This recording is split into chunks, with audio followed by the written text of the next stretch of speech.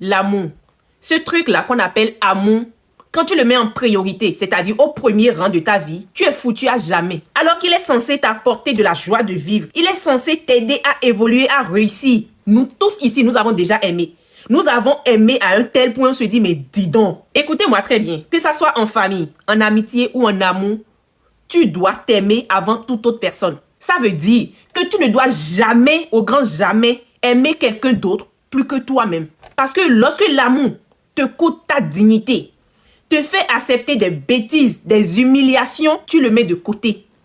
S'il était dans le rang, tu le mets de côté. Ça veut dire qu'il n'apparaît même plus dans le rang. Faites un peu l'expérience. Prenez 3 mois. Je dis bien 3 mois. Et mettez l'amour de côté. Mettez-le au second plan, en seconde position dans votre vie. Et aimez-vous réellement. Vous allez voir ce que ça va donner. Vous n'allez penser qu'à vous. Comment faire pour évoluer? Comment faire pour avancer? Comment faire pour atteindre les objectifs? C'est à ça qu'il faut penser. Et non, comment faire pour plaire à telle personne? Comment faire pour ne pas qu'il me trompe? Comment faire pour être toujours attirante? Comment faire pour qu'il me trouve mariable? Comment faire pour lui faire des enfants? Non, c'est bon, c'est fini. Là, tu n'es pas amoureuse, tu n'es pas amoureux. Tu es en train de disparaître tout simplement au profit de cette personne. Quand vous regardez l'histoire de Mabio et Ulrich Jordan, vous voyez comment de l'amour on peut passer à la haine. Lorsque tu te choisis, l'amour ne te contrôle plus.